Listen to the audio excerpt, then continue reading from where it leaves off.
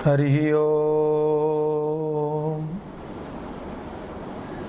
सह नौ यशः सह नौ ब्रह्मवर्चसम्। ओम शांति शांति शांति। भद्रं नो अपिवातय मनः। सनातन धर्म पथपथिक सज्जनों एवं माताओं, भाइयों और बहनों, सभी को ओम नमो नारायणाय।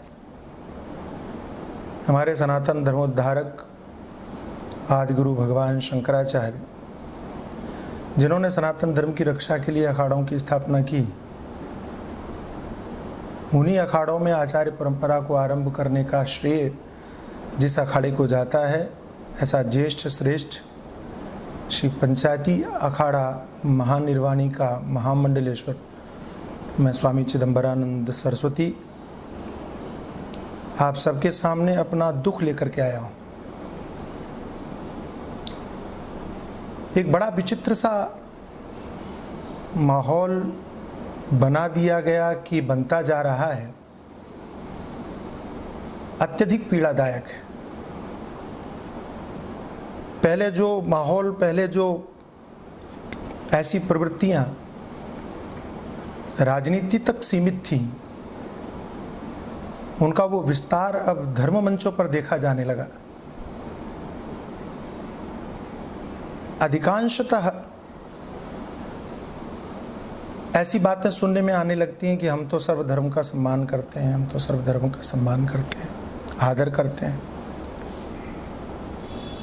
ठीक है, लेकिन एक बात जानने की अभिलाषा तो हमें भी है और सबको होनी चाहिए कि आप कहते हो कि सर्वधर्म का सम्मान करते हैं, लेकिन आपका ये सम्मान चाहता कौन है, मांग कौन रहा है?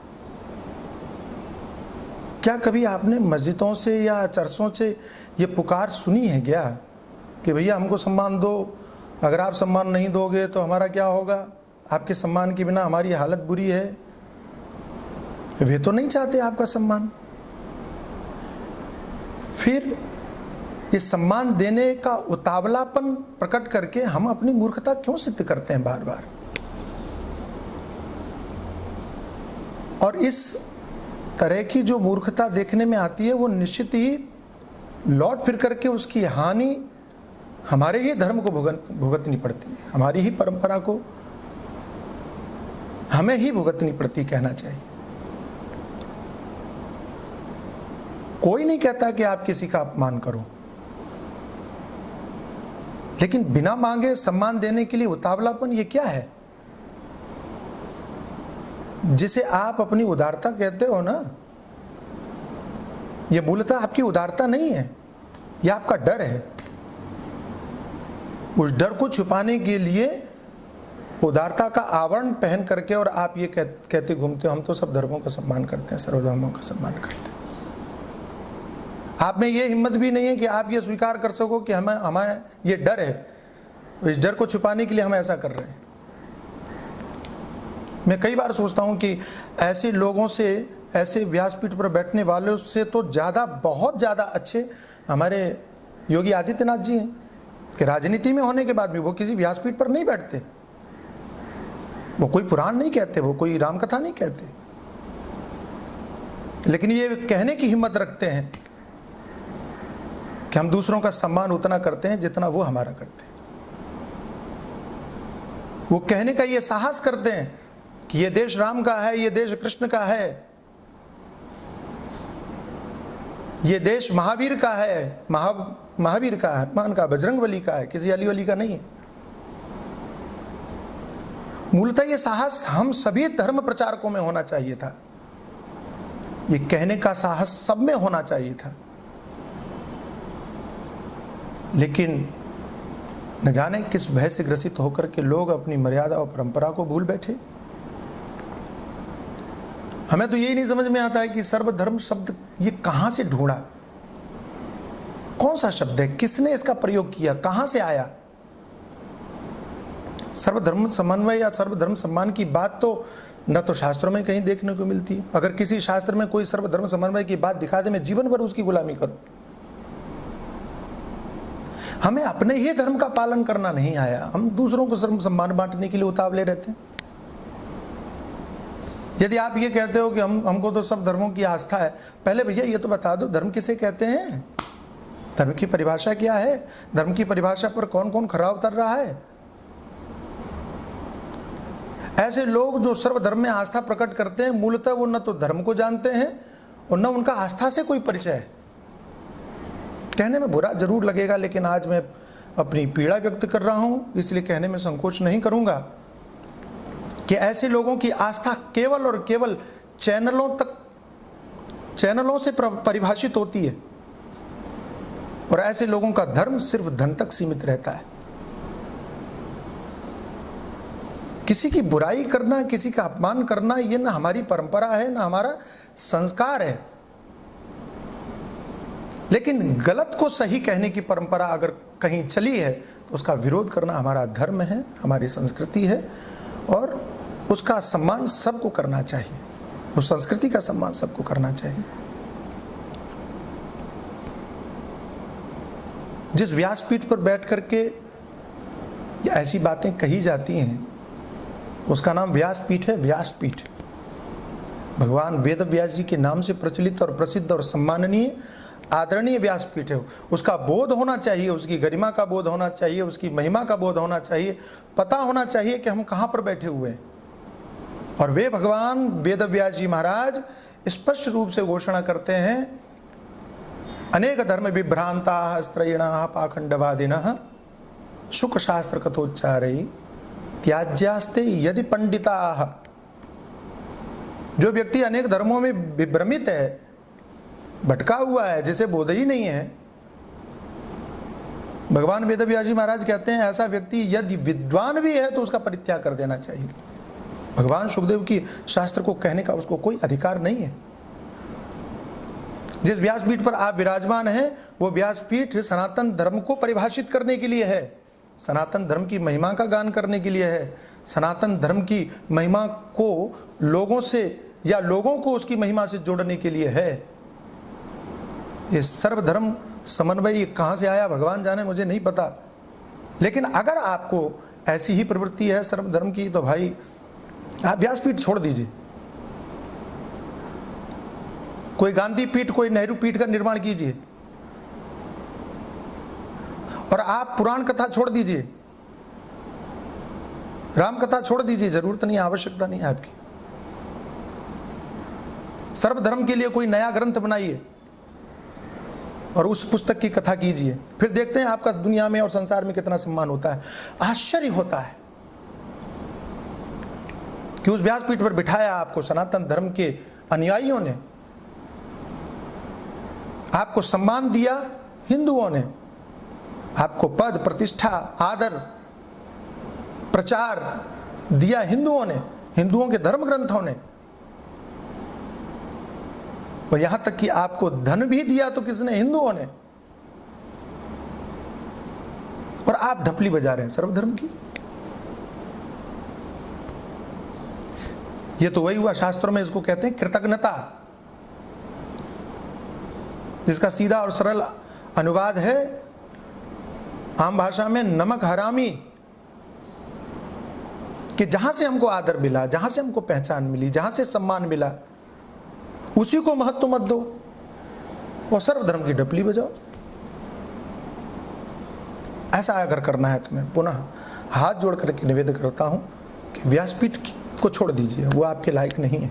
या भैया यूं कह लीजिए कि भैया व्यासपीठ आपके लायक नहीं है, कि आप व्यासपीठ के लायक नहीं है, जो भी समझे। लेकिन वहां आप भगवान की कथा कहिए, पुराण की कथा कहिए, सिद्धांत की कथा कहिए, धर्म की कथा कहिए, लोगों के जीवन सुधार की कथा कहिए।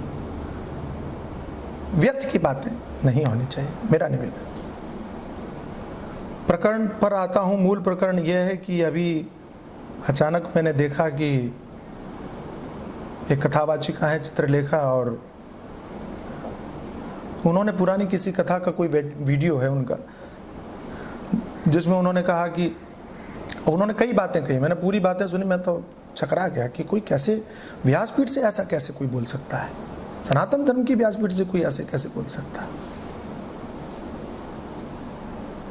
और उस कथा में वो कहती हैं, पहले तो वो कोई शेर सुनाती हैं। शेर क्या हो, प्रचलित एक धारणा है जिसने हम सबको विभ्रमित ही किया है। हिंदू, मुस्लिम, सिख, ईसाई आपस में सब भाई भाई।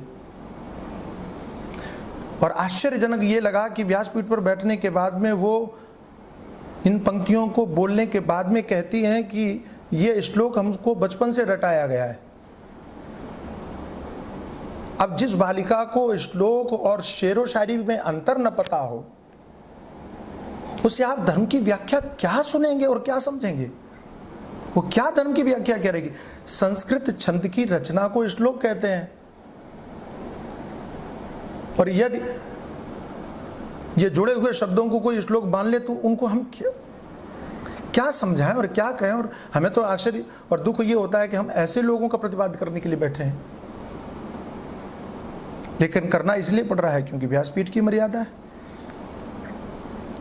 और बाद में फिर उन्होंने जो कहा वो और भी पीड़ादायक है। आगे बोलती हैं वे कि सबसे पहले तो वो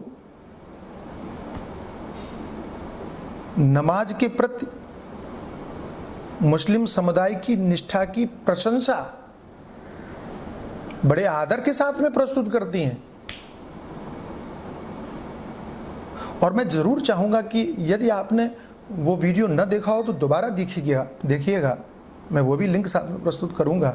और थोड़ा पीछे से देखिएगा। ये जो बार बार कहते हैं ना पूरा वीडियो देखो, पूरा वीडियो देखो, और मैं भी आपसे कहता हूं कि पूरा वीडियो देखो। ये जो बातें इन्होंने कही हैं, इससे पहले उन्होंने जो कहा है वो सुनोगे आप तो आपको और पीड़ा होगी। जिन्हें नमाज के नाम पर दूसरों की निष्ठा का महत्व समझ में आ रहा है व्यासपीठ पर, जिसकी महिमा का वर्णन कर रही हैं, और वही चित्रलेखा सनातन धर्म के उसी मंच से सनातन धर्म की कमियों का वर्णन कर रही हैं। और वो उसमें एक कोई नीच जाति के बालक का उदाहरण देते हुए कहती हैं कि वो नीच जाति के बालक ने भगवान से कहा कि इतने वर्षों से मैं आपके मंदिर में आना चाहता हूँ, लेकिन मैं आ नहीं पा रहा हूँ। तो भगवान ने कहा कि मैं भी इतने सालों से बाहर खड़ा हूँ, मैं भी अंदर। ये सुना करके आप क्या सिद्ध करना चाह रहे हैं? ये कहानी कहां से पढ़ ली आपने? ये मनगढ़ंत कहानियों से समाज में भेदभाव डाल करके समाज को खंडित करने का जो पाप आप व्यासपीठ से कर रही हैं, इसके लिए तो आपको ईश्वर भी क्षमा नहीं करेगा। भारतवर्ष के आज एक भी आप मंदिर बता दीजिए हमको, कोई प्रसिद्ध मंदिर बता दीजिए, सार्वजनिक मंदिर बता दीजिए जिसमें जाति पूछ करके किसी का प्रवेश दिया जाता हो। जगन्नाथपुरी के मंदिर में लाखों की भीड़ होती है और क्या किसी का आइडेंटिटी कार्ड देखा जाता है? भगवान रामेश्वरम के मंदिर में चले जाइए, द्वारिका में चले जाइए, बद्रीनाथ में चले जाइए, काशी विश्वनाथ में चले जाइए, कहीं भी चले जाइए।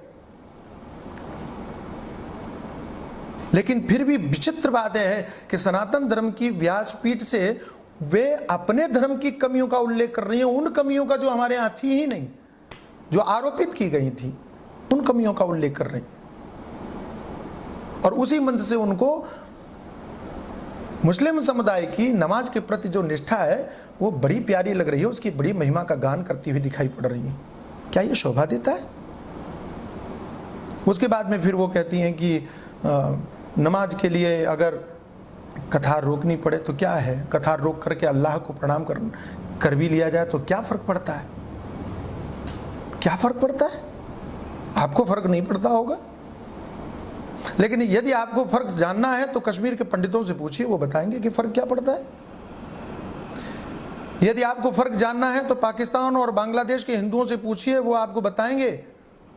और उन मरे हुए हिंदुओं की आत्माओं से पूछिए जो अब बचे ही नहीं हुआ, वो बताएंगे कि फर्क क्या पड़ता है। यदि आपको फर्क जानना है तो अयोध्या में भगवान श्री राम से पूछिए, जो सैकड़ों वर्षों से मंदिर के लिए तरस रहे। यदि आपको जानना है फर्क क्या पड़ता है तो वाराणसी में ज्ञानवापी मस्जिद की दीवारों से पूछिए, वो ज्ञानवापी थी, वो मस्जिद कैसे हो गई। आपको फर्क का अंतर पड़ेगा, पता चलेगा। और उसके बाद, इतना सब होने के बाद जब मैंने सुना तो मैंने उसका विरोध किया, जो कि मैं अपना धर्म समझता हूं, अपना कर्तव्य समझता हूं कि व्यासपीठ से ऐसी बातें नहीं कही जानी चाहिए। और मैं सदैव प्रयत्नशील रहा हूं चाहे वो व्यासपीठ की पवित्र गादी से अली मौला गाने की बात हो, मुरारी बापू गाते हैं, मैं उसका विरोध करता हूँ, खुलकर विरोध करता हूँ, मैं उसका बिल्कुल समर्थन नहीं करता। मैंने कई बार कहा है कि अगर बापू को अली मौला गाना अच्छा लगता है तो किसी भी जा कर के मकबरे पे जाके गाएं, किसी मस्जिद में जा कर के गाएं, कहीं किसी चौपाल में जा कर के गाएं, किसी महफिल में जा कर के गाएं, व्यासपीठ से वो न गाएं, ये मैं सदैव प्रार्थना करता रहा हूँ। और मैं ऐसी चीज़ों का, ऐसी बातों का घोर विरोधी रहा हूँ। इसके लिए लोगों ने खूब गालियाँ भी दी और मैंने खाई भी, उनकी चिंता भी नहीं करता। मैं अपना कर्तव्य समझ करके और उस बात का उल्लेख अवश्य करता हूँ, करता रहूँगा। इसी भावना से प्रेरित होकर के हमने चित्रलेखा जी के इस वीडियो का विरोध किया और ये कहा कि ये उचित नहीं है, ऐसे लोगों को क्षमा मांगनी चाहिए और अगर नहीं मांगते हैं तो इनका बहिष्कार करना चाहिए। ये सनातन धर्म के व्यासपीठ पर बैठने लायक लोग नहीं है, इनको हटाया जाना चाहिए। अब जब मैंने विरोध किया तो आश्चर्य ये हुआ कि उनकी तरफ से सफाई आई। पहले तो उनके समर्थकों ने वितंडा पैदा किया, वितंडावाद पैदा किया, उसको मैं महत्व नहीं देता। लेकिन बाद में चित्रलेखा जी ने वीडियो जारी करके और फिर स्पष्टीकरण दिया, सफाई दी। लेकिन आशय तो इस बात का है कि जो सफाई दे रही हैं और जो वीडियो में है उससे कोई मेल ही नहीं खा रहा है। आप दोनों सुन लीजिएगा, मैं दोनों आज पोस्ट करूंगा, उनके सफाई वाला वीडियो भी और उनका पुराना वाला वीडियो भी, और आप दोनों बातें सुन करके स्वयं तटस्थ होकर के विचार कीजिए कि वो जो कह रही है वो कहाँ तक सही है। वो कहती हैं लोगों को कोई परेशानी थी, किसी का फोन आया, किसका फोन आया था? फोन आया था तो फोन में क्या कह रहा था? क्या किसी के फोन के कारण और आप कथा रोकने की बात कहेंगे? क्या किसी बात के कारण आप नमाज के लिए कथा रोकने की बात कहेंगे? और आप अपनी सफाई में आपने जो कुछ भी कहा उसमें से एक भी बात आपकी इस बात का समर्थन या इस बात का कोई समाधान नहीं करती कि आपने व्यासपीठ से ये क्यों कहा कि नमाज के लिए कथा रोककर अल्लाह को प्रणाम करना पड़े तो वो भी करेंगे। ये कहने की आपको किसी ने फोन करके आपको ये कहने के लिए कहा था क्या कि व्यासपीठ से आप ऐसा बोलिए?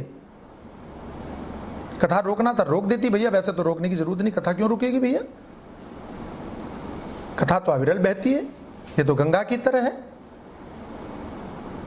क्या गंगा की कलकल धारा किसी नमाज की आवाज पर निर्भर करती है कि वो रुक जाएगी, ठहर जाएगी? तो जैसे गंगा की अविरल धारा कभी नहीं रुकती, ऐसी कथा को भी कभी नहीं रुकना चाहिए। जिसे रुकना है वो रुके, नहीं रुकना न रुके। आपका कोई समस्या थी, व्यक्तिगत समस्या थी, कोई दूसरा कारण था, जो भी करना था करते, लेकिन आपको व्यासपीठ से उनकी महिमा का मंडन नहीं करना था। आपको उसके लिए क्षमा याचना मांगना चाहिए, आप उसकी सफाई दे रहे। दुख हमको तब और हुआ और जब इसी सफाई के क्रम में और बाबा रामदेव का वीडियो मैंने देखा और आश्चर्यजनक ये कि बाबा रामदेव कहते हैं कि उस आधे अधूरे वीडियो को देख करके कोई धारणा मत बनाइए, उस पूरे वीडियो को सुन लीजिए और फिर कुछ कहिए। बाबा ने खुद ही पूरा वीडियो नहीं सुना है, पूरा क्या आधा अधूरा भी नहीं सुना है। अगर बाबा ने वो वीडियो सुना होता तो बाबा वो जो झूठ बोले हैं वो झूठ उनके मुंह से नहीं निकलता। मुझे पीड़ा हुई, दुख हुआ कि बाबा उसमें चित्रलेखा को अपनी बेटी कह रहे हैं। अरे भाई बाबा, आप अगर आपकी वो बेटी है ना तो आपका सबसे पहला कर्तव्य तो उस बेटी को समझाने का था कि बेटी तुमने अपने अधिकार से बाहर जाकर के चेष्टा की, तुमने ठीक नहीं किया। आपको समझाना था उसे, लेकिन आपने तो धृतराष्ट्र की तरह आंखें बंद करके वो दुर्योधन का समर्थन कर दिया। बेटी कहकर के आपने उन बातों का समर्थन कर दिया जो व्यासपीठ से नहीं कही जानी चाहिए थी। ये देख करके बड़ी पीड़ा। आपको झूठ नहीं बोलना चाहिए। आप कहते हो कि उसने तो ये कहा, उसने कथा रोकने की बात नहीं कही, उसने तो कहा था कि नमाज के लिए जब तक नमाज होती है तब तक संकीर्तन कर लो। संकीर्तन का तो नाम भी नहीं आया वहां, ना संकीर्तन वहां हुआ। आप पूरी कथा सुन लो, यूट्यूब पर पूरा उपलब्ध है। तो जिसकी चर्चा चित्रलेखा ने नहीं की अपनी सफाई में, जिसकी चर्चा उस वीडियो में नहीं है, बाबा ये संकीर्तन नया कहां से लेकर के आ गए बीच में?